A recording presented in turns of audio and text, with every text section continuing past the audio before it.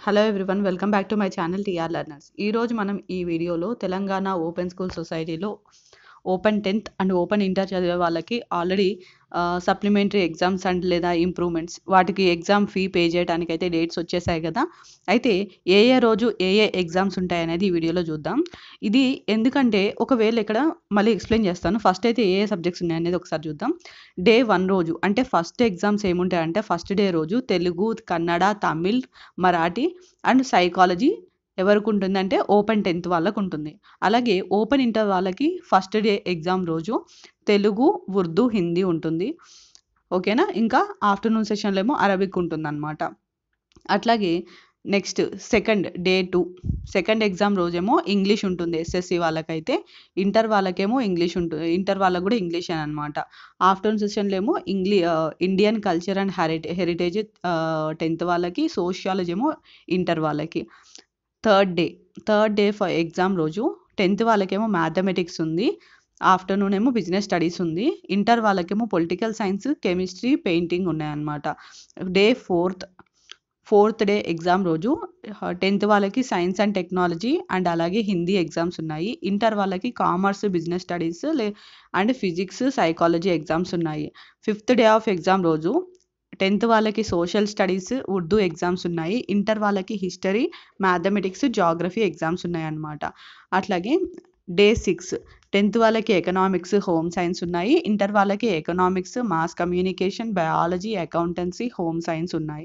అలాగే డే 7 రోజు 10th వాళ్ళకి all vocational subjects and inter వాళ్ళకి కూడా all vocational subjects theory part అనమాట. ఎందుకంటే ఇంటర్ వాళ్ళకి ప్రాక్టికల్స్ కూడా ఉంటాయి కాబట్టి. అయితే ఈ డీటెయిల్స్ ఇక్కడ ఎందుకు చెప్పడం జరుగుతుంది అనేది ఒక్కసారి పైన చూడండి.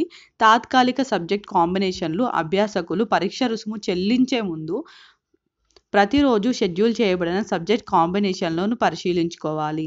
ఒకవేళ అభ్యాసకుడికి ఒకే సెషన్లో ఒకటి కంటే ఎక్కువ సబ్జెక్టులు ఉన్నచో వారు పరీక్ష రుసుము చెల్లించిన తర్వాత వ్రాతపూర్వకంగా జిల్లా కోఆర్డినేటర్కు రూ. 25 పెనాల్టీ చివరి తేదీకి ముందే తెలియజేయాలి. రూ. 25 పెనాల్టీతో ముందే తెలియజేయాలన్నమాట. అంటే మనకి ఇప్పుడు ఎగ్జామ్ ఫీకి వితౌట్ ఫైన్ మనకి 30వ తారీఖు వరకు ఉంది. రూ. 25 పే చేసి అంటే ఫైన్ పే చేసి మనకి 5వ తారీఖు వరకు ఉందన్నమాట. అక్టోబర్ 5వ తారీఖు వరకు. అయితే ఇప్పుడు ఎలా అంటే ఇప్పుడు మీరు 10th చదువుతున్నారు అనుకుందాం. మీరు ఇంగ్లీష్ ఎగ్జామ్లో ఫెయిల్ అయ్యారు అండ్ అలాగే ఇండియన్ కల్చర్ అండ్ హెరిటేజ్ ఎగ్జామ్లో ఫెయిల్ అయ్యారు అనుకుందాం. అప్పుడు మీరు ఈ 2 ఎగ్జామ్స్ ఒకటేసారి రాయాల్సి ఉంటుంది. అట్లా ఏమన్నా ఉన్నా అలాగే తెలుగు అండ్ హిందీ తీసుకున్నారు అనుకుందాం. ఇంటర్ వాళ్ళు అనుకుందాం. మీరు ఇంటర్ చదువుతున్నారు. మీరు తెలుగు అండ్ అలాగే హిందీ ఎగ్జామ్స్ రాయాలి. అవి 2 కూడా ఒకటే టైంలో ఒకటే డే ఉన్నాయి కాబట్టి అలాంటి టైంలో మీరు ఏం చేయాలంటే మీరు రాతపూర్వకంగా జిల్లా కోఆర్డినేటర్కి మీరు రాసి తెలియజేయాలి. నేను ఈ పలానా ఎగ్జామ్స్ ఉన్నాయని చెప్పేసి వాళ్ళకి రాసి పంపించాలి అనేది ఇక్కడ మనకి చెప్తున్నారనమాట. ఓకేనా.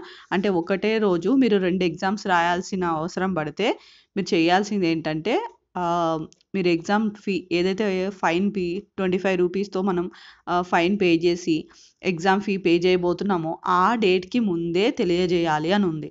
ఓకేనా.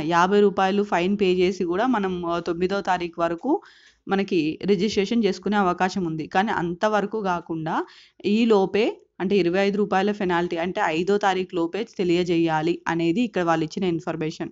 ఓకేనా. అర్థమైంది అనుకుంటున్నాను. ఇంకా ఏమైనా డౌట్స్ ఉంటే కమెంట్ సెక్షన్లో కమెంట్ చేయండి.